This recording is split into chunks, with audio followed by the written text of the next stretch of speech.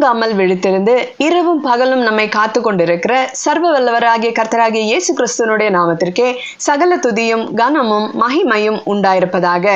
கிறிஸ்துவுக்குள் அன்பான தெய்வ பிள்ளைகளை, இந்நாளிலேயும் நாம் கர்த்தர் உன்னை காக்கிறவர் என்ற தலைப்பிலே ஒரு சில வேத வசனங்களை வாசித்து அதன்படி தியானிக்க போகிறோம். ஆம் அன்பானவர்களே, தேவன் என்று சொல்லும் பொழுது அவருக்கு அநேக குணாதிசயங்கள் இருக்கிறது. அதிலே முக்கியமான ஒரு காரியம்தான் நம்முடைய சிருஷ்டிகர் சிருஷ்டி அனைத்தையும் காக்கிறவராய் இருக்கிறார்.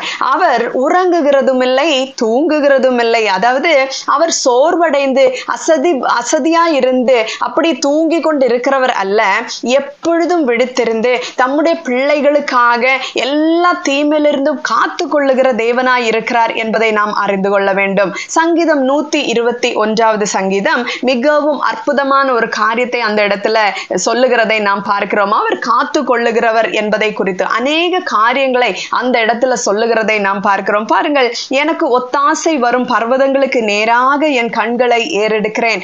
வானத்தையும் பூமியையும் உண்டாக்கின கர்த்தரிடத்திலிருந்து எனக்கு ஒத்தாசை வரும். அதாவது இஸ்ரவேலின் தேவனானவர் தூங்காமல் உறங்காமல் நமக்கு ஒத்தாசை அனுப்பும் வண்ணமாக என் நேரத்திலையும், அதாவது உலகம் சொல்லுகிறது போல 24/7 முழு நேரமும் அவர் நமக்கு உதவி செய்வதற்கு வல்லவராய் இருக்கக்கூடியவர். நம்மை காப்பதற்காக அநேக தீங்கிலிருந்து நம்மை காக்கிறவராய் இருக்கிறார். பாருங்கள், உன் காலை தள்ளாட ஒட்டார். நாம் தள்ளாடி நடப்பதற்கு அவர் நம்மை விடுவதில்லை. இடரல் அடைவதற்கு அவர் நம்மை விடுவதில்லை. இந்த கிறிஸ்தவ பயணத்துல, இந்த கிறிஸ்தவ வாழ்க்கை நாம் சரியாய் வாழுவதற்காக அநேக இடரல்கள் நம்முடைய வாழ்க்கையில வந்தாலும் அந்த இடரல்கள் நிமித்தமாக நாம் சோர்ந்து போய் விழுந்து திரும்பவும் பழைய பாவங்களுக்குள்ளாக போக அவர் நம்மை விடுகிறதில்லை. உலக தோற்றத்துக்கு முன்னமே அழைக்கப்பட்டவர்களுக்கு எல்லாமே நன்மைக்கு ஏதுவான காரியங்கள் நடக்கிறது. அநேக பிரச்சனைகள் வரும். கர்த்தர் நம்மை காக்கிறவர் தான். ஆனாலும் நம்முடைய வாழ்க்கையில கஷ்டம் வராது, துன்பம் வராது, மரணம் வராது, வியாதி வராது, அப்படியெல்லாம் நம்ம சொல்ல முடியாது. பல காரியங்கள் நமக்கு வரும். ஆனாலும் நம்ம எதுவுமே கிறிஸ்துவின் அன்பை விட்டு எதுவுமே நம்மை பிரிப்பதில்லை என்பதை நாம் அறிந்து கொள்ள வேண்டும். நமக்கு எது நடந்தாலும் அவரிடத்தில் அன்பு கூறுகிறவர்களுக்கு சகலமும் நன்மைக்கு ஏதுவாக நடக்கிறது என்பதை நாம் புரிந்திருக்க வேண்டும். சங்கீதம் 91 அதிகாரத்துல என்ன சொல்லப்படுகிறது? உன்னதமானவரின் மறைவில் இருக்கிறவன் சர்வ வல்லவருடைய நிழலில் தங்குவான். மறைவில் இருக்கிறவனுக்கு தான் அந்த சர்வ வல்லவருடைய நிழல் எப்பொழுதுமே ஒத்தாசையாக இருக்குமே ஒழிய அவருடைய அந்த செட்டைகளின் கீழே இருந்து ஓடி போகிறவர்களுக்கு அல்லது செட்டைகளின் கீழே அடைக்கலமாய் வராதவர்களுக்கு உதவி கிடைக்கும் என்று நாம் சொல்ல முடியாது. பொதுவாக எல்லா காரியத்திலையும் மாம்சமான யாவருக்கும் அவர் தேவனாய் இருக்கிறபடினாலே பொதுவான ஒரு சில காரியங்கள் எல்லா ஜனங்களுக்கும் நடக்கக்கூடும். ஆனாலும் இவருடைய பாதுகாப்பு என்பது சற்று வித்தியாசமான ஒரு காரியமாய் இருக்கிறது. அவருடைய அன்பை விட்டு எதுவுமே நம்மை பிரிப்பதில்லை. ஏன் தெரியுமா? அவர் நம்மை காக்கிறவராய் இருக்கிறார். அநேக நேரத்துல நம்ம பார்க்கறது உண்டு, ஒரு சில துன்பமான காரியங்கள், ஒரு சில கஷ்டமான காரியங்கள் சிலருடைய வாழ்க்கையில வரும் பொழுது ஆண்டவரே இல்லை என்று மறுதலித்து பேசக்கூடியவர்களை நம்ம பார்க்கிறோம். தன்னுடைய வீட்டுல ஒரு வளர்த்து கொண்டிருக்கிற ஒரு மிருகம் செத்துதுன்னா கூட அவங்க உடனே இந்த கடவுளுக்கெல்லாம் கண்ணே இல்லையா, இதெல்லாம் ஒரு கடவுளா அப்படின்னு தூஷணமாய் பேசுகிறதை நாம் அநேக முறை கேள்விப்பட்டிருக்கிறோம். இப்படியெல்லாம் வாயிருக்குன்றதுனால நம்ம அப்படியெல்லாம் அசால்ட்டா பேசி விடவே கூடாது. கொஞ்ச நேரத்துல ஒரு துன்பம் ஒண்ணு வந்தா அடுத்த செகண்டே அவர்களுக்கு அந்த உறவு துண்டித்து விடப்படுகிறது போல இருக்கிறது. ஆனா இது அப்படி அல்ல. எது நடந்தாலும் கிறிஸ்துவின் அன்பை விட்டு வாசிக்கிறோம் இல்லையா? கிறிஸ்துவின் அன்பை விட்டு நம்மை பிரிப்பவன் யார்? உபத்திரவமோ, வியாகுலமோ, துன்பமோ, பசியோ, நிர்வாணமோ, நாசமோசமோ, பட்டயமோ, இவை எல்லாவற்றிலையும் நாம் நம்மில் அன்பு கூறுகிறவராலே ஜெயம் கொள்ளுகிறவர்களாய் இருக்கிறோமே. மரணமானாலும் ஜீவனானாலும் தேவதூதர்களானாலும் அதிகாரங்களானாலும் வல்லமைகளானாலும் நிகழ்காரியங்களானாலும் வரும் காரியங்களானாலும் உயர்வானாலும் தாழ்வானாலும் வேறெந்த சிருஷ்டியானாலும் நம்முடைய கர்த்தராகிய கிறிஸ்து இயேசுவில் உள்ள தேவனுடைய அன்பை விட்டு நம்மை பிரிக்க மாட்டாது என்று நிச்சயித்திருக்கிறேன் என்று பவுல் ரோமர் 8வது அதிகாரத்துல சொல்லுகிறதை நாம் பார்க்கிறோம். ஆம் அன்பானவர்களே, இதுதான் ஒரு விதமான பாதுகாப்பு. எதற்காக தெரியுமா? இந்த உலகத்துல உள்ள ஒரு சில தேவைகளுக்காக கர்த்தர் நம்மை காத்து கொள்ளுகிறவர் அல்ல. கர்த்தர் நம்முடைய தேவைகளை சந்திப்பதற்காக மட்டுமே நம்மை சூழ்ந்திருக்கிற சிருஷ்டிகர் அல்ல. அவர் இன்னொரு காரியத்துக்கு நம்மை பாதுகாக்கிறவராய் இருக்கிறார் என்பதை நாம் அறிந்து கொள்ள வேண்டும். 121வது சங்கீதத்துல பாருங்க, அதுல மிகவும் அற்புதமான ஒரு வார்த்தை இருக்கிறது. நம்ம வாசிக்கும் பொழுது, கர்த்தர் உன்னை காக்கிறவர், கர்த்தர் உன் வலது பக்கத்திலே உனக்கு நிழலாயிருக்கிறார், பகலிலே வெயிலாகிலும் இரவிலே நிலவாகிலும் உன்னை சேதப்படுத்துவதில்லை என்று எழுதியிருக்கிறதை நாம் பார்க்கிறோம். பாருங்கள், வலது பக்கத்துல எனக்கு அவர் நிழலாயிருக்கிறார், ஒரு பாதுகாப்பாக அவர் இருக்கிறார். அப்படின்னா எனக்கு எந்த சேதமும் வராது என்று அர்த்தமா? பாருங்க, இங்க என்ன போட்டிருக்கு? பகலிலே வெயிலாகிலும் இரவிலே நிலவாகிலும் உன்னை சேதப்படுத்துவதில்லை. அப்படி என்ற எனக்கு ஒரு குறைகளும் வராது என்று அர்த்தமா? அது அப்படி அல்ல. அதனுடைய காரியம் என்னன்னா, என்ன நடந்தாலும் சரி, இரவோ பகலோ எந்த காரியங்கள் எனக்கு நடந்தாலும் சரி, அது எதுவுமே என்னை பாதிப்பது இல்லை என்பதுதான் அதனுடைய அர்த்தம். நான் என்றென்றைக்கும் கிறிஸ்துவுக்குள்ளாக, அந்த கண்மலையாகிய கிறிஸ்துவுக்கு உள்ளாக நான் எப்பொழுதும் அசைக்கப்படாத ஒரு புத்தியுள்ள ஒரு வீட்டை கட்டினவளாக நான் இருப்பேன் என்பதுதான் அதனுடைய அர்த்தமாக இருக்கிறது. அவர் நம்மை எப்பொழுதும் எல்லா தீங்குக்கும் அவர் நம்மை விலக்கி காப்பார். அவர் நம்முடைய ஆத்துமாவை காப்பார். இந்த ஆத்துமாவை நாம் காத்து கொள்ள வேண்டியது மிகவும் அவசியமான ஒரு காரியங்க. சுற்றிலும் நமக்கு பலவிதமான சூழ்நிலைகள் வரலாம். அப்படி இருக்கும் பொழுது கூட நாம் காக்கப்பட வேண்டியது மிகவும் அவசியமாய் இருக்கிறது.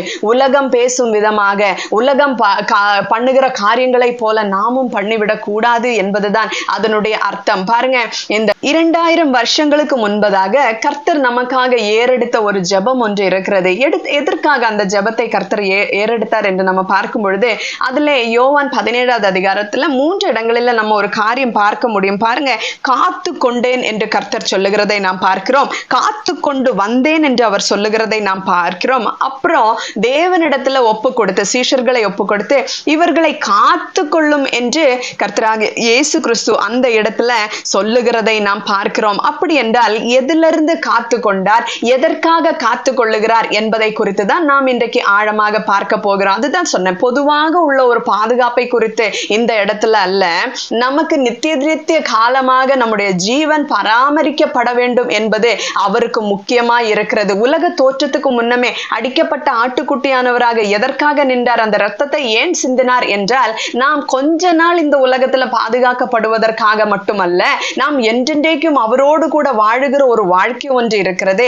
எது நமக்கு நஷ்டமாயிட்டோ அந்த நஷ்டமானது நமக்கு திரும்பவும் நாம் பெற்றுக்கொள்ள வேண்டும் என்பதற்காகவே கர்த்தர் நம்மை காத்து கொண்டு வருகிறார் என்பதை நாம் பார்க்க வேண்டும். பாருங்கள், அந்த யோவான் 17வது அதிகாரம் அதிலே 9வது வசனத்துல நம்ம பார்க்கும் பொழுது, நான் அவர்களுக்காக வேண்டிக் கொள்ளுகிறேன் என்று கர்த்தர் சொல்லுகிறார். யாருக்காக வேண்டிக் கொள்ளுகிறார் என்று நம்ம பார்க்கும் பொழுது, உலகத்துக்காக வேண்டிக் கொள்ளாமல் நீர் எனக்கு தந்தவர்களுக்காக வேண்டிக் கொள்ளுகிறேன். அதாவது பிதாவாகிய தேவன் தன்னுடைய குமாரனிடத்துல பொறுப்பாக ஒப்பு கொடுத்த ஒரு சில நபர்களுக்காக வேண்டிக் கொள்ளுகிறேன் என்று கர்த்தர் சொல்லுகிறார். ஏன்? அவர்கள் உம்முடையவர்களாய் இருக்கிறார்களே. என்னுடையவைகள் யாவும் உம்முடையவைகள், உம்முடையவைகள் என்னுடைய அவர்களில் நான் மகிமைப்படுகிறேன். நான் இனி உலகத்தில் இரேன், இவர்கள் உலகத்தில் இருக்கிறார்கள், நான் உம்மிடத்திற்கு வருகிறேன். பரிசுத்த பிதாவே, நீர் எனக்கு தந்தவர்கள் நம்மை போல ஒன்றாயிருக்கும்படிக்கு நீர் அவர்களை உம்முடைய நாமத்தினாலே காத்து கொள்ளும். அப்போ இந்த காத்து கொள்ளுதல் எதற்காக என்று பாருங்கள். இவர்கள் யார் என்று நம்ம பார்க்கும் பொழுது மேல சொல்லப்பட்ட வசனத்துல நம்ம பார்க்கலாம், அவர்கள் என்னுடைய வார்த்தைகளை ஏற்றுக்கொண்டவர்கள் என்று கர்த்தர் இயேசு கிறிஸ்து சொல்லுகிறார்கள். அப்போ யாரை கர்த்தர் காப்பார்? அதாவது இங்க சொல்லுகிற இந்த காத்து கொள்ளுதல், நித்திய ஜீவனுக்காக காத்து கொள்ளுகிற இந்த கூட்டம், அவர்கள் யார் என்று பார்க்கும் பொழுது வார்த்தையை ஏற்றுக்கொண்டவர்கள் என்று வேதத்துல நம்ம வாசிக்கிறோம். பாருங்கள், அதிலே 8வது வசனத்துல, நீர் எனக்கு கொடுத்த வார்த்தைகளை நான் அவர்களுக்கு கொடுத்தேன், அவர்கள் அவைகளை ஏற்றுக்கொண்டு. அப்போ இந்த சீஷர்கள் என்ன செய்திருக்கிறார்கள் என்று பார்க்கும் பொழுது, கர்த்தராகிய இயேசு கிறிஸ்து பிதாவினிடத்திலிருந்து கேட்டு பெற்றுக்கொண்ட வார்த்தைகளை அவர்களுக்கு கொடுத்த பொழுது அந்த வார்த்தைகளை முழுவதுமாய் ஏற்றுக்கொண்டிருக்கிறார்கள். 1வது காரியம், நாமும் கர்த்தருடைய வார்த்தையை ஏற்றுக்கொள்ள வேண்டும். அடுத்ததாக என்ன? நான் உம்மிடத்திலிருந்து புறப்பட்டு வந்தேன் என்று நிச்சயமாய் அறிந்து நீர் என்னை அனுப்பினீர் என்று விசுவாசிக்கிறார்கள். அப்ப யாருக்காக கர்த்தர் வேண்டுகிறார் என்று நம்ம பார்க்கும் பொழுது, விசுவாசிக்கிறவர்கள். நான் உம்மிடத்திலிருந்து புறப்பட்டு வந்தேன் என்பதை நிச்சயமாய் அவர்கள் அறிந்து என்னை விசுவாசிக்கிறார்கள், நான் அவர்களுக்காக வேண்டிக் கொள்ளுகிறேன். 9வது வசனத்துல. அப்ப யாருக்காக கர்த்தர் வேண்டுகிறார் என்று நம்ம பார்க்கும் பொழுது, இன்றைக்கும் அவருடைய வார்த்தைகளை ஏற்றுக்கொண்டு அவருடைய பாதையில நடக்க வேண்டும் என்று விரும்பி, அவர் பிதாவாகிய தேவனிடத்திலிருந்து புறப்பட்டு வந்த நம்முடைய கர்த்தராகிய இயேசு கிறிஸ்து என்று, அவருடைய இரத்தம் நம்முடைய பாவங்களை போக்கும் என்று முழுவதுமாய் அவர்களுடைய வார்த்தைகளை விசுவாசித்து ஏற்றுக்கொண்ட அத்தனை பேர்களுக்காகவும் கர்த்தர் இன்றைக்கும் வேண்டிக் கொள்ளுகிறவராய் இருக்கிறார் என்பதை நாம் அறிந்து கொள்ள வேண்டும். அப்ப என்ன வேண்டுகிறார்? அவர்களை நான் இந்த உலகத்தில் இருக்கும் பொழுது அவர்களை காத்து கொண்டு வந்தேன், ஆதலால் நீங்க அவர்களை காத்து கொள்ளும் என்று கர்த்தராகிய இயேசு கிறிஸ்து இந்த இடத்துல ஒரு ஜெபத்தை ஜெபிப்பதை நாம் பார்க்கிறோம். பாருங்கள் 11வது வசனத்திலே, நான் இனி உலகத்தில் இரேன், இவர்கள் உலகத்தில் இருக்கிறார்கள். அப்ப எதற்காக வேண்டிக் கொள்ளுகிறார் பாருங்கள்? அவர்கள் இனி உலகத்தில் இருக்கிறார்கள், நான் உம்மிடத்திற்கு வருகிறேன். பரிசுத்த பிதாவே, நீர் எனக்கு தந்தவர்கள் நம்மை போல ஒன்றாயிருக்கும்படி நீர் அவர்களை உம்முடைய நாமத்தினாலே காத்துக்கொள்ளும். பிதாவாகிய தேவனே, நான் உம்மிடத்துல ஒரு வேண்டுதலை வைக்கிறேன். என்னன்னா, நான் இனி உலகத்துல அவங்களோடு கூட இருக்க போறதில்ல, நான் உங்ககிட்ட வர போறேன். இவங்க இங்க தனியா இருக்கிறாங்க, ஆதலால் இந்த உலகத்துல அவர்கள் இருக்கிறபடினாலே இந்த உலகத்தில் இருக்கும் பொழுது இந்த பிள்ளைகளை காத்துக்கொள்ளும். ஏன்? இந்த உலகம் நம்மை கெடுக்க கூடும், இந்த உலகம் நம்மை வஞ்சிக்க கூடும், இந்த உலகம் நம்மை கிறிஸ்துவின் அன்பை விட்டு பிரிக்க முடியும். ஏன்? உலகத்தின் அதிபதி சாத்தானாய் இருக்கிறான். ஆதலால் அவனுடைய தந்திரங்களினாலே, வஞ்சகங்களினாலே இந்த உலகத்திலே மாட்டிக்கொண்ட ஜனங்களை வஞ்சிக்கும்படியாக அவன் கர்ஜிக்கிற சிங்கத்தை போல எவனை விழுங்கலாமோ என்று வகை தேடி சுற்றி திரிகிறவனாய் இருக்கிறபடினாலே நீர் அவர்களை காத்துக்கொள்ளும்.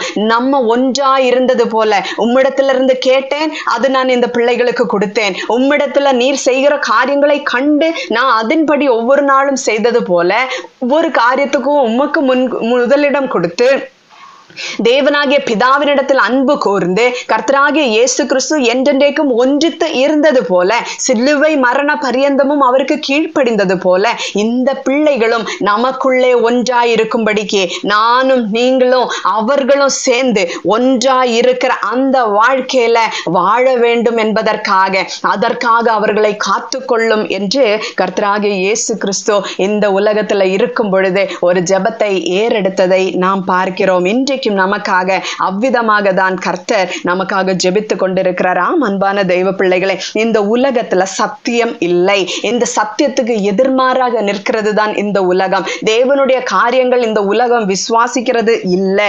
தேவனுடைய அன்பிற்கும் அவருடைய ஒவ்வொரு காரியங்களுக்கும் எதிர்த்து நிற்கிற உலகமாய் இது இருக்கிறது. ஆவிக்குரிய ரீதியில் நம்ம பார்க்கும்போது இந்த உலகம் என்றால் அது இருளும் அந்த ஒவ்வொரு அசுத்தமும் நிறைந்த இடமாய் இருக்கிறது. கரைப்படுத்தும் வண்ணமாக தவறு நடக்கக்கூடிய காரியங்கள் சுலபமாய் நம்முடைய வாழ்க்கையில நடக்கத்தக்கதாக விசுவாசத்தை விட்டு ஓடி போகும் அளவுல அந்த உலகம் நம்மை மாற்றிக்கொள்ளும் என்பதை நாம் அறிந்திருக்க வேண்டும். அப்படிப்பட்ட இந்த உலகத்திலிருந்து நம்மை பிரித்தெடுத்து கர்த்தருடைய அந்த நடத்தையில் அவர் நடந்தது போல நாமும் நடக்கும் வண்ணமாக நம்மை தனியாக அவர் பிரித்திருக்கிறார் என்பதை நாம் அறிந்திருக்க வேண்டும். அடுத்ததாக நம்ம பார்க்கும் பொழுது எதற்காக வேண்டிக் கொள்ளுகிறார் என்றால், அவருடைய பிள்ளைகள் உலகத்தார்கள் அல்லாததுனால அவர்களுக்காக வேண்டிக் கொள்ளுகிறார். அப்போ இந்த 17வது அதிகாரத்துல ஏறெடுக்கப்பட்ட இந்த காத்து கொள்ளக்கூடிய அந்த ஜெபம் யாருக்காக தேவைப்படுகிறது? ஒன்று, அந்த உலகத்தில் இருக்கிறார்கள் அந்த சீஷர்கள், ஆதலால் அவர்களுக்கு உலகத்திலிருந்து காத்து கொள்ளும்படியாக ஒரு ஜெபத்தை கர்த்தர் ஏறெடுக்கிறதை பார்க்கிறோம். அதே போல அடுத்ததாக திரும்பவும் அவர் என்ன சொல்லுகிறார் என்றால், அவர்கள் உலகத்தார்கள் அல்லாதது போல. அப்போ இந்த ஜெபம் யாருக்கு? உலகத்தரமாய் நடக்கக்கூடியவர்களுக்கு இந்த ஜெபம் பலிக்காது.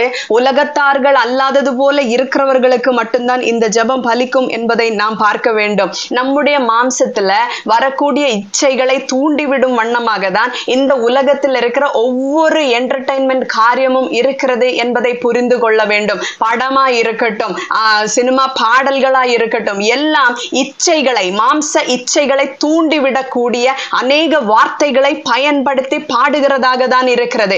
அதை கேட்டு உணராமல் புரிந்து கொள்ளாமல் இன்னும் அதே பாடல்களை வாய் வழியாக பாடி கடைசியில என் பிள்ளைங்க கெட்டு போனாங்க, என் புருஷன் கெட்டு போனான், நான் கெட்டு போனேன்னு சொல்றதுக்கு உண்மையிலுமே கொஞ்சம் யோசித்து பாருங்க. என்ன வார்த்தைகளை உங்க வாயில வச்சுட்டு நீங்க பாடிட்டு இருக்கீங்கன்னு, என்னென்ன காரியங்களை நீங்க உங்க கண்களுக்கு முன்னதாக வைத்துக் கொண்டிருக்கிறீர்கள் என்பதை நாம் சற்று ஆழமாக புரிந்து கொள்ள வேண்டும். எதுல இருந்தெல்லாம் பிரிந்து இருக்க வேண்டுமோ அதுல இருந்தெல்லாம் பிரிந்து இருக்க வேண்டும். இனி வேண்டாம் சினிமா பாட்டுன்றது மட்டும் இல்ல, ஒரு மனுஷன் நம்மிடத்துல வந்து பேசும் பொழுது எதை குறித்து பேசுகிறான் என்பதை கவனமா இருக்க வேண்டும். உலகத்தரமான காரியங்களை குறித்து காண்பித்து இந்த படம் பாத்தீங்களா, இந்த சீரியலை பாத்தீங்களா, இத பாத்தீங்களா, அக்கம் பக்கத்துல என்ன நடக்குதுன்னு பாத்தீங்களா, இப்படிப்பட்ட வேண்டாத்த வீணான பேச்சு பேசுகிறவர்களோடு கூட எந்நேரமும் கலந்துட்டு அப்புறம் நம்முடைய ஆத்மாவும் கெட்டு போய் அப்புறம் ஐயோ ஆண்டவரே ஒண்ணுமே சரியில்லைன்னு சொல்றதுனால ஒரு பிரயோஜனமும் இல்லை.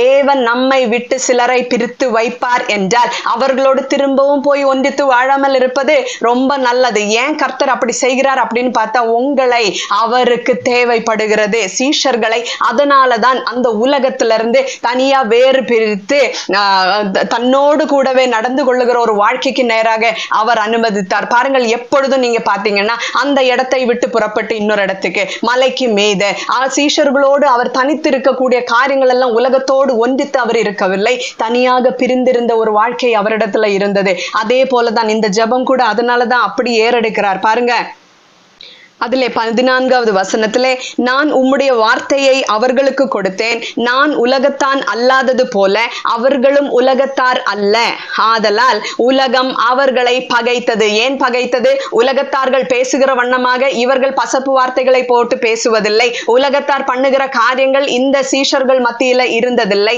ஆதலால் உலகம் அவர்களை பகைத்தது என்பதை நாம் பார்க்கிறோம். பாருங்கள், நீர் அவர்களை உலகத்தில் இருந்து எடுத்து கொள்ளும்படி நான் வேண்டிக் கொள்ளாமல் நீர் அவர்களை தீமை நின்று காக்கும்படி வேண்டிக் கொள்ளுகிறேன் என்று கர்த்தர் அடுத்த ஜெப குறிப்பை வைக்கிறார். பாருங்கள், இந்த உலகத்தில் அவங்க இருக்கிறாங்க, அதனால என் பிதாவே அவர்களை இந்த உலகத்திலிருந்து நீங்க எடுத்துக்கொண்டு போங்க, என்ன நான் உங்ககிட்ட வர மாதிரி அவங்களும் இந்த உலகத்தை விட்டு வர வேண்டும் என்பதற்காக வேண்டிக் கொள்ளாமல் இந்த உலகத்துல இருக்கும் பொழுது கரை திரை இல்லாமல் எந்த தீங்கும் அவர்களை அணுகாதபடிக்கு எந்த தீமையான காரியங்களும் அவர்களுக்கு நடந்து விடாதபடி நீங்க இந்த உலகத்தில் அவர்கள் ஜீவனம் பண்ணி கொண்டிருக்கும் பொழுதே அவர்களை காத்து கொள்ள வேண்டும்படியாக நான் உம்மிடத்துல ஜெபிக்கிறேன் என்று அப்போ கர்த்தர் காக்கிறார். இஸ்ரவேலின் தேவன் அவர் தூங்குகிறதும் இல்லை உறங்குகிறதும் இல்லை. நாம தூங்கி கொண்டிருக்கலாம், ஆனா நம்மை சுற்றி என்ன நடக்கிறதுன்றது நமக்கு தெரியாம இருக்கலாம். பகலில் அம்புகள் பறக்குகிறது, பலருடைய கூர்மையான நாவுகள்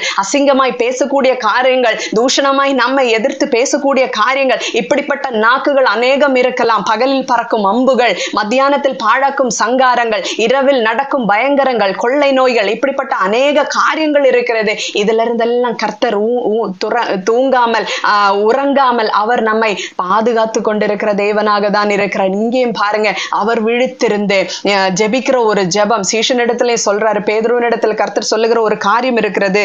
கர்த்தராகிய இயேசு கிறிஸ்துவனுடைய ஜெபத்துக்கு ஒரு தனித்துவம் இருக்கிறது. பாருங்கள், எல்லாரும் ஜெபிக்கிறது போல அந்த ஜெபம் இல்லை. நீங்க நம்ம யோவான் 11வது அதிகாரம் அதுல 42வது வசனத்தை நாம் வாசிக்கும் பொழுது, நீர் எப்பொழுதும் எனக்கு செவி கொடுக்கிறீர் என்று நான் அறிந்திருக்கிறேன். அதாவது இயேசு கிறிஸ்துவுக்கு ஒரு காரியம் தெரியும், என்னன்னா அவர் ஜெபிக்கிற ஜெபத்திற்கு பிதாவாகிய தேவன் எப்பொழுதும் செவி கொடுக்கிறார் என்பதை அறிந்திருக்க வேண்டும் என்று இங்கே சொல்லுகிறதை நாம் பார்க்கிறோம். பாருங்கள், ஆதலால் தான் அவர் பேதுருவுக்கு கூட ஒரு ஜெபத்தை இந்த இடத்துல ஏறெடுக்கிறார். அது என்னன்னு நம்ம பார்ப்போம். லூக்கா 22வது அதிகாரம் அதில் 31-32வது வசனத்தை வாசிக்கும் பொழுது, பின்னும் கர்த்தர் சீமோனே சீமோனே, இதோ கோதுமையை சுளகினால் புடைக்கிறது போல சாத்தான் உங்களை புடைக்கிறதற்கு உத்தரவு கேட்டுக்கொண்டான். நானோ உன் விசுவாசம் ஒழிந்து போகாதபடிக்கு உனக்காக வேண்டிக் கொண்டேன். நீ குணப்பட்ட பின்பு உன் சகோதரரை ஸ்திரப்படுத்து என்றார். அதாவது இந்த உலகத்துல அநேக காரியங்கள் நடக்கும். அங்க 3 முறை 3 பேர் சொல்றாங்க, நீ அவருடைய கூட்டத்துல இருக்கிறவன் தானே, ஒன்ன நாங்க அவங்க கூட்டத்துல இடத்துல பார்த்திருக்கோமே, நீ கலிலேயன் தானே என்றெல்லாம் கேட்கிறது. அந்த இடத்துல பேதுரு மறுதலிக்க கூடிய ஒரு சூழ்நிலை வந்தது. அவர் மறுதலித்தும் போனால். ஆனா கர்த்தர் சொல்றாரு, 1 மணி நேரமாவது விழித்திருந்து ஜெபம் பண்ண கூடாதா? இங்க பாரு சீமோனே, கோதுமையை சுளகினால் புடைக்கிறது போல சாத்தான் உங்களை புடைக்கிறதற்கு இப்படி உத்தரவு கேட்டுக்கொண்டிருக்கிறான். நானும் உன் விசுவாசம் கெட்டு போக கூடாதுன்னு, உன் விசுவாசம் உன்னை விட்டு போக கூடாது என்பதற்காக வேண்டிக் கொண்டேன். அப்ப கர்த்தராகிய இயேசு கிறிஸ்துனுடைய வேண்டுதல் எல்லாம், கர்த்தராகிய இயேசு கிறிஸ்து நம்மை அவருக்காக காத்து கொள்ளப்படும் வண்ணமாக, அவர் காக்கிறவராக இருந்து இரவும் பகலும் நமக்காக ஜெபம் பண்ணி கொண்டு, விண்ணப்பம் பண்ணி கொண்டு, நமக்காக பரிந்து பேசி கொண்டிருக்கிற கர்த்தராகிய இயேசு கிறிஸ்து நமக்கு ஒருவர் இருக்கிறார் என்பதை நாம் அறிந்து கொள்ள வேண்டும். அப்ப நாம எப்படி இருக்கணும்? அவரு ஜெபிப்பாரு, நம்ம இஷ்டத்துக்கு இருக்கலாம் அப்படின்னு நம்ம இருக்கக்கூடாது. நாமும் காத்து கொள்ளக்கூடிய ஒரு வாழ்க்கை 1 பேதுரு 1வது அதிகாரம் 5வது வசனத்துல இவ்விதமாய் சொல்லப்படுகிறது பாருங்க. கடைசி காலத்திலே வெளிப்பட ஆயத்தமாக்கப்பட்டிருக்கிற ரட்சிப்புக்கு ஏதுவாக விசுவாசத்தை கொண்டு தேவனுடைய பலத்தினாலே காக்கப்பட்டிருக்கிற உங்களுக்கு. அப்போ தேவனுடைய பலத்தினாலே நாம் காக்கப்பட்டிருக்கிறோம். அப்ப அதுக்கு நம்ம என்ன செய்யணும்? அந்த சுதந்திரம் பரலோகத்துல வைக்கப்பட்டிருக்கிறது என்பதை அறிந்து நம்முடைய விசுவாசத்துக்கு பிரச்சனை வராதபடிக்கு இந்த விசுவாசத்தை கூட்டும் வண்ணமாக எப்பொழுதும் அவரிடத்துல முழு விசுவாசத்தோட நம்ம இருக்கணும். பாருங்க, கடைசி காலத்துல வெளிப்பட ஆயத்தமாக்கப்பட்டிருக்கிற ரட்சிப்புக்கு ஏதுவாக விசுவாசத்தை கொண்டு.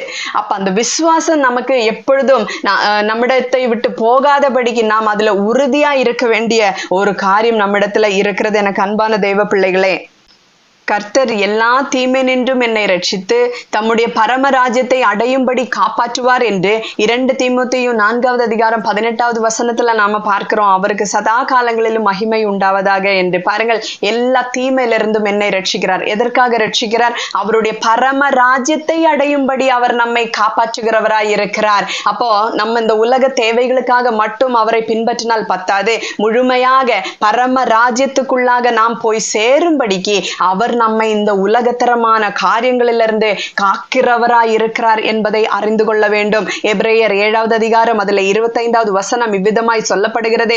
மேலும் தமது மூலமாய், அதாவது இயேசு கிறிஸ்து மூலமாய் தேவனிடத்தில் சேருகிறவர்களுக்காக. அப்ப யாருக்காக வேண்டிக் கொள்ளுகிறார் என்பதை பாருங்கள். இந்த தேவனை விசுவாசிக்கிறவர்களுக்காக அவர் வேண்டிக் கொள்ளுகிறார். நம்முடைய விசுவாசம் நம்மை விட்டு போகக்கூடாது என்பதற்காக அவர் வேண்டிக் கொள்ளுகிறதை நாம் பார்க்கிறோம். அவருடைய வார்த்தைகளை ஏற்றுக்கொள்ளுகிறவர்களுக்காக கர்த்தர் வேண்டிக் கொள்ளுகிறார் என்பதை நாம் பார்க்கிறோம். அடுத்ததாக பார்க்கும் பொழுது தேவனிடத்தில் சேருகிறவர்களுக்காக. யார் மூலமாய் சேருகிறவர்களுக்காக? தமது மூலமாய், அதாவது இயேசு கிறிஸ்து மூலமாய் தேவனிடத்தில் சேருகிறவர்களுக்காக வேண்டுதல் செய்யும்படிக்கு அவர் எப்பொழுதும் உயிரோடு இருக்கிறவராகையால். அப்ப எதற்காக அவர் உயிர் தெழுந்தார்? பாருங்கள், நாமும் அவரோடு கூட போய் சேருவதற்காக எப்பொழுதும் நமக்காக வேண்டிக் கொள்ளும்படிக்கு, தேவனிடத்தில் சேருகிறவர்களுக்காக வேண்டிக் கொள்ளும்படிக்கு அவர் எப்பொழுதும் உயிரோடு இருக்கிறவர் ஆகையால் அவர்களை முற்றும் முடிய ரட்சிக்க வல்லவராயும் இருக்கிறார். பாருங்கள், நம்மை முற்றும் முடிய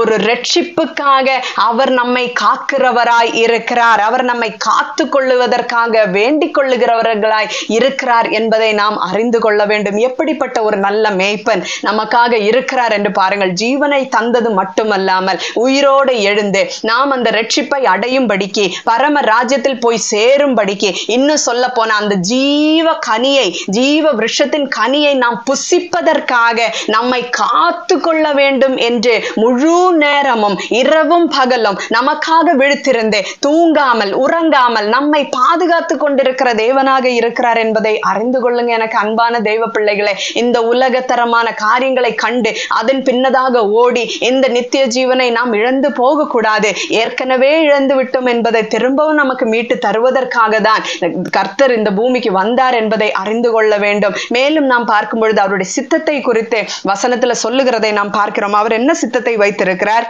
யோவான் 4வது அதிகாரம் அதிலே 34வது வசனத்திலே கர்த்தர் சொல்லுகிறார், நான் என்னை அனுப்பினவருடைய சித்தத்தின்படி செய்து அவருடைய கிரியையை முடிப்பதே என்னுடைய போஜனமாய் இருக்கிறது. அப்ப கர்த்தருக்கு ஒரு போஜனம் இருக்கிறது. அது என்ன?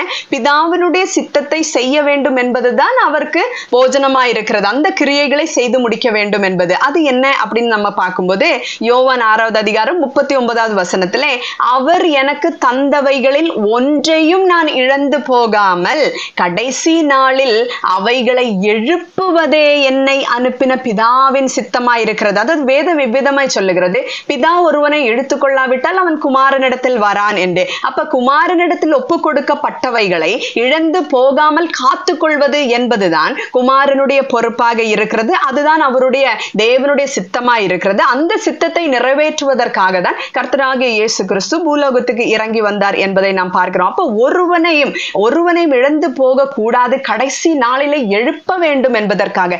எதற்காக எழுப்ப வேண்டும் பாருங்கள், யோவான் 10வது அதிகாரம் 28வது வசனத்திலே, நான் அவைகளுக்கு நித்திய ஜீவனை கொடுக்கிறேன். அதாவது ஜீவ விருட்சத்தின் கனியை கர்த்தராகிய இயேசு கிறிஸ்து புசிக்க கொடுப்பார். அதை சாப்பிட்டு என்றென்றைக்கும் உயிரோடு இருக்கும்படிக்கு. பாருங்கள், நான் அவைகளுக்கு நித்திய ஜீவனை கொடுக்கிறேன், அவைகள் ஒரு காலும் கெட்டு போவதில்லை, ஒருவனும் அவைகளை என் கையிலிருந்து பறித்து கொள்வதும் இல்லை. இதுதாங்க அந்த பாதுகாப்பு. கர்த்தர் காக்கிறவர், கர்த்தர் உன்னை காக்கிறவர். எனக்கு அன்பான கிறிஸ்தவ பிள்ளைகளே, கிறிஸ்துவை பின்பற்றுகிறவர்களே, கிறிஸ்துவனுடைய வார்த்தைகளை ஏற்றுக்கொண்டவர்களே, அவரை விசுவாசித்து பூரண இருதயத்தோடு விசுவாசித்து அவரையே பின்பற்றி அவருடைய இரத்தத்தினால பாவ மீட்பு உண்டு என்பதை விசுவாசித்து அவர் வழியில நடந்து நித்திய ஜீவனை பெற்றுக்கொள்ள வேண்டும் என்று முழு இருதயத்தோடு விசுவாசிக்கிறவர்களாகிய உங்களுக்கு நித்திய ஜீவனின் கனியை, அந்த கனியை புசிக்க தருவார் என்பதுதான் அவருடைய சித்தமாய் இருக்கிறது. கடைசி நாளில் உயிரோட எழுப்ப வேண்டும் என்பது அவருடைய சித்தம். உயிரோட எழுப்பி அந்த கனியை நமக்கு புசிக்க தர வேண்டும் என்பது அவருடைய சித்தமாய் இருக்கிறது. அதற்காக அவர் என்ன செய்கிறாரா, அவர்களோ இனி இந்த உலகத்தில் இருக்கிறபடினாலேயும் நான் உம்மிடத்திற்கு வருகிறபடினாலேயும் நீர் அவர்களை காத்து கொள்ள வேண்டும் என்று நான் வேண்டுகிறேன் என்று கர்த்தராகிய இயேசு கிறிஸ்து யோவான் 17வது அதிகாரத்துல சீஷர்களுக்காகவும் சீஷர்களுடைய வார்த்தைகளை விசுவாசித்து கர்த்தராகிய இயேசு கிறிஸ்துவை ஏற்றுக்கொள்ளுகிறவர்களுக்காகவும் 2000 வருஷத்துக்கு முன்னமே நமக்காக அவர் ஒரு ஜபத்தை பண்ணி இருக்கிறார். அந்த ஜபந்தான் நமக்கு பாதுகாப்பாய் இருக்கிறது என்பதை நாம் அறிந்து கொள்ள வேண்டும். எனக்கு அன்பான தேவ பிள்ளைகளே, இஸ்ரவேலை காக்கிறவர் உறங்குகிறதும் இல்லை, தூங்குகிறதும் இல்லை. இப்பொழுது இஸ்ரவேலை மட்டுமில்ல, உலகத்தை அனைத்தும் அவர் காக்கிற தேவனாய் இருக்கிறார். கர்த்தர் உன்னை காக்கிறவர். ஆமென். இந்த வார்த்தைகளினால் கர்த்தர் தாமே நம்மை ஒவ்வொரு பேரையும் பாதுகாத்து ரட்சித்து கடைசி நாளிலே எழுப்பி நித்திய ஜீவன் தரும்படியாக நம்மை ஆசீர்வதிக்க வேண்டும் என்று இந்த செய்தி மூலமாக சொல்லி முடிக்கிறேன். கர்த்தராகிய இயேசு கிறிஸ்துவினுடைய நாமமே மகிமைப்படுவதாக. ஆமென். அல்லேலூயா. ஜெபிப்போமா. அன்பும் இரக்கமும் கிருபை நிறைந்த பரிசுத்த நல்ல பிதாவே, இந்த நல்ல நாளுக்காக ஸ்தோத்திரம் சுவாமி. இந்நாளிலேயும் கர்த்தர் எங்களை காக்கிறவராய் இருக்கிறார் என்பதை நாங்கள் அறிந்து கொள்ள எங்களுக்கு கிருபை பாராட்டினதுக்காக ஸ்தோத்திரம்ப்பா. அப்பா, பேதுரு தூங்கி கொண்டு இருக்கும் பொழுதும் நீங்க ஆண்டவரே பேதுருவுக்காக ஏறெடுத்த அந்த ஜபத்தின் நிமித்தமாக பேதுருவனுடைய விசுவாசம் ஒழிந்து போகாமல் மறுதளித்தாலும் மீண்டும் கர்த்தாவே உம்மை ஏற்றுக்கொண்டு என் ஆடுகளை நீ மேய்ப்பியான்னு கேட்கும் பொழுது நான் மேய்ப்பேன் என்று சொல்லி ஆண்டவரே அந்த இடத்துல ஒப்புரவாக கூடிய ஒரு காரியத்தை நாங்க பார்க்கிறோம்ப்பா. அது நீங்க ஜெபித்ததுனால பேதுரு மீண்டுமாய் உம்மை விசுவாசிக்கிறதை நாங்க பார்க்கிறோம். என்னிடத்தில் அன்பு கூறுகிறாயா பேதுருவே என்று கேட்டபொழுது ஆமாண்டவரே உமக்கு தெரியும் என்று ஆண்டவரே அவர் சொல்லுகிறதை நாங்க பார்க்கிறோம்ப்பா. அதே போல எங்களுக்காக இன்றைக்கு நீங்க ஒரு ஜபத்தை ஏறெடுத்து கொண்டு இருக்கீங்கன்றத நாங்க விசுவாசிக்கிறோம்ப்பா. உம்மை நாங்க விசுவாசித்தபடினாலேயும் உம்முடைய வார்த்தைகளை நாங்க ஏற்றுக்கொண்டபடினாலேயும் உம்மை பின்பற்றுகிற உண்மையுள்ள பிள்ளைகளா இருக்க வேண்டும் என்று வாஞ்சிக்கிறபடினாலேயும் கர்த்தாவே நீர் எங்களை ஆசீர்வதித்து உயர்ந்த அடைக்கலத்துல கொண்டு போய் வைக்கிறதற்காக உமக்கு ஸ்தோத்திரம். அவன் என்னுடைய நாமத்தை அறிந்திருக்கிறபடினால் அவனை உயர்ந்த அடைக்கலத்துல வைப்பேன் என்று சொன்னீங்க கர்த்தாவே.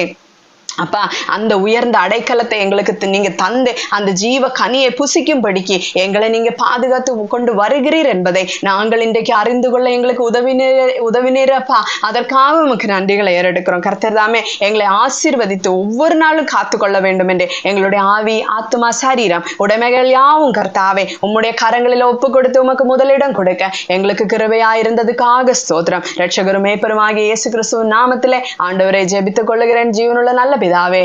ஆமென். அல்லேலூயா.